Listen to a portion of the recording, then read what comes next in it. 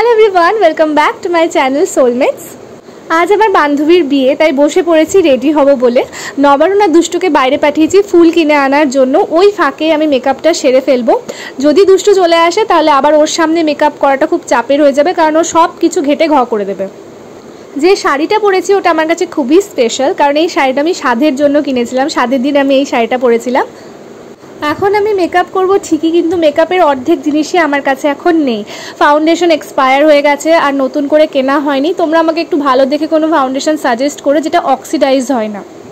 মুখটাকে ক্লিন করে একটু ময়শ্চারাইজার অ্যাপ্লাই করে আমি প্রথমেই যেটা অ্যাপ্লাই করে নিয়েছি সেটা হচ্ছে ফেস পাউডার, যেটা হচ্ছে ফিটমির একটা ফেস পাউডার। ওইটা অ্যাপ্লাই করার পরেই আমি চলে গেছি আই মেকআপ করতে, যেটা আমি একদমই পারি না। একটা কোনো রকমের আই মেকআপ করবো, তোমরা দেখতে পাবে লাস্টে কীরকম লাগছে আমাকে জানিও। মেকআপ করতে করতেই দুষ্টুরা চলে আসে ফুল কিনে, এবং দেখো কি করে। জামাটা পরিয়েই নি, কারণ ওরে বাবা দেখো দেখো দেখো।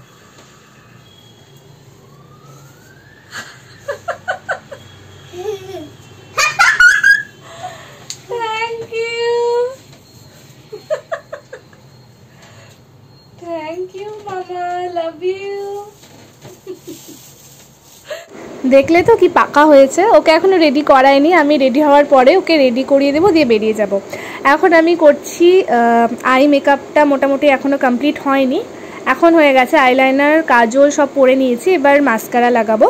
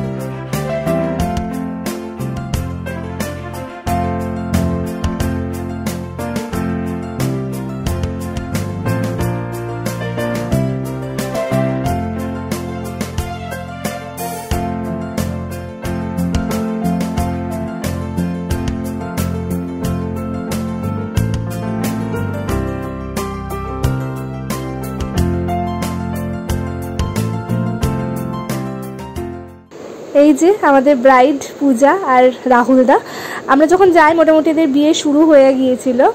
আর এই রিচুয়ালসগুলো যখনই দেখি আমার এত আমাদের বিয়ের কথা মনে পড়ে, আর এত মজা লাগে দেখে। খুব সবাই ইয়ার্কি ঠাট্টা করে যখন রিচুয়ালসগুলো হয়, তো বেশ ভালো লাগে এই বাঙালি বিয়ের এই সমস্ত মজা আড্ডা বিয়েতে যেগুলো হয় সেগুলো দেখে।